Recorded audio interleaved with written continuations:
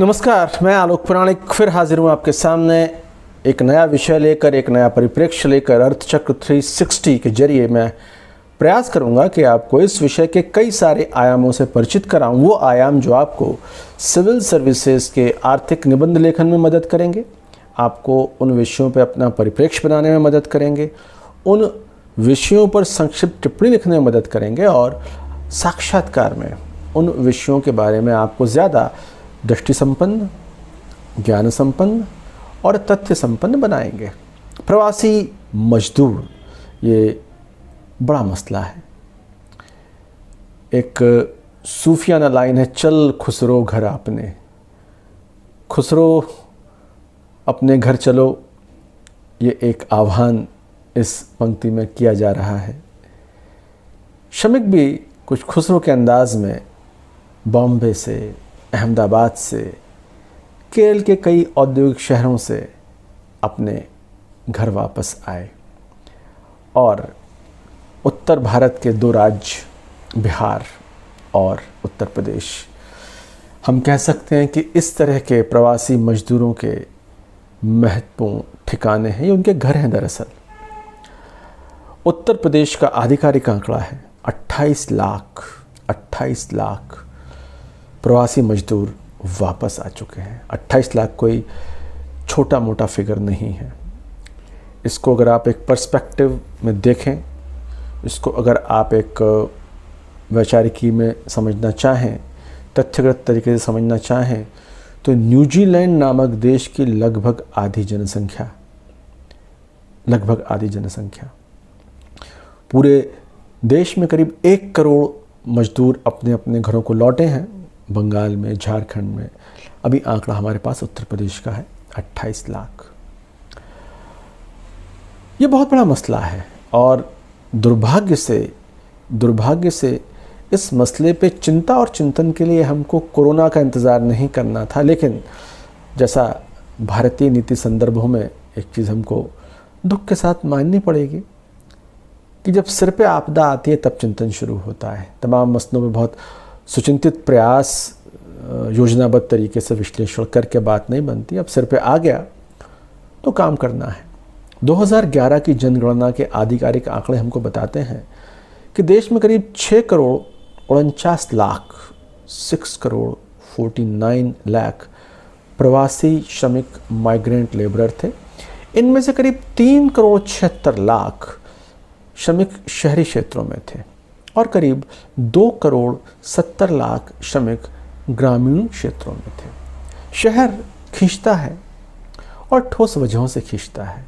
इस बात को जानने के लिए आपको या मुझे अर्थशास्त्री नहीं होना है कि लखनऊ के हजरतगंज में गोलगप्पे का ठेला लगाकर, दिल्ली में कनॉट प्लेस में चाट पकौड़ी बेचकर आप जितना कमा सकते हैं उतना शायद आप गांव में मझोली हैसियत के किसान होकर भी नहीं कमा सकते। तो बहुत सारे जो आपको ठेला लगाकर, सब्जी बेचकर, गोलगप्पे बेचकर लक्ष्मी नगर दिल्ली में, कनॉट प्लेस दिल्ली में, हजरतगंज लखनऊ में, ये दरअसल अपने गांव के छोटे या मझोले किसान हैं जो यहाँ ये सब काम कर रहे हैं, या ये किसी फैक्ट्री में मजदूर बनते हैं। अभी लॉकडाउन ने उस गोलगप्पे वाले का काम भी ख़त्म कर दिया, लॉकडाउन ने उस मजदूर का काम भी ख़त्म कर दिया। तो डेफिनेटली ऐसे वक्त में अपना घर याद आता है। अपना घर याद आने की तार्किक वजह ना हो तो भी याद तो घर ही आता है। घर में ऐसा क्या रखा है जो वहाँ उनको संपन्नता और सुखपूर्वक जीवन व्यतीत करने के संसाधन दे देगा, लेकिन फिर भी अंततः जाना तो वही है। कुल मिला के ये बहुत महत्वपूर्ण विषय के तौर पे उभरा कोरोना काल में, ये बहुत महत्वपूर्ण बात है। और अब सवाल ये है कि इन सब मसलों के बहुत सारे राजनीतिक और आर्थिक आयाम हैं। मैं राजनीतिक विषयों पर टिप्पणी नहीं करता, वो मेरा एरिया नहीं है। मैं खुद को आर्थिक विषयों तक सीमित करूँगा। लेकिन इसके आर्थिक आयाम ये भी हैं। आप देखें, जैसे ही तमाम उत्तर भारतीय मजदूरों का मुंबई से आना शुरू हुआ, वैसे ही वहाँ के मुख्यमंत्री ने घोषणा की कि अब जो सन्स ऑफ सॉइल हैं, भूमिपुत्र हैं, महाराष्ट्र के लोग हैं, उन्हें उन जगहों को भरना चाहिए और उन रोज़गार को लेना चाहिए। मूल झगड़ा राजनीतिक यही है कि उत्तर भारत के लोग कम कीमत पर ज़्यादा कौशल दिखाते हुए उन नौकरियों को ले लेते हैं जो वहाँ के लोग नहीं ले पाते। तो यहाँ जो जगह छोड़ी गई है वो वहाँ के लोग लें। भारत एक है, महाराष्ट्र के लोग काम करें, यूपी के लोग काम करें, लेकिन मूल सवाल ये है कि काम कोई क्या करे और कैसे करे। और 1 करोड़ की जनसंख्या किसी वर्क प्लेस से अपने गांव में आ जाए, यूपी अकेले में 28 लाख लोग आ जाएं, सुप्रीम कोर्ट को इसमें दखल देना पड़े, तो ये मसला फिर एक संकुचित अर्थों में पॉलिटिकल या इकोनॉमिक नहीं रह जाता, ये सिविलाइजेशनल, सोशल और फिलॉसफिकल मसला भी हो जाता है कि भाई हम लोग अपने लेबरर्स के साथ, अपने माइग्रेंट लेबरर्स के साथ क्या कर रहे हैं, क्या किया जाना चाहिए। मेरी राय में उत्तर प्रदेश सरकार जो कर रही है, अगर वो कामयाबी के आसपास पहुंचा तो पूरे देश की तमाम सरकारों को वो अमल करना चाहिए। अभी जो जानकारियां मिली हैं, उत्तर प्रदेश में 28 लाख मजदूर वापस लौटे हैं और इसमें से 18 लाख श्रमिकों की स्किल मैपिंग, यानी कि उनके पास कौन कौन से कौशल हैं, ये एक निर्धारण हो के इसका तथ्यगत डेटाबेस बना लिया गया है। और इससे भी आगे की एक बात कि उत्तर प्रदेश सरकार ने तमाम उद्योग प्रतिनिधि संगठनों जैसे फिक्की वगैरह के साथ एक सहमति पत्र भी साइन कर लिया है, जिसमें 11 लाख श्रमिकों को इन संगठनों से जुड़ी कारोबारी संगठन नौकरियां देंगे।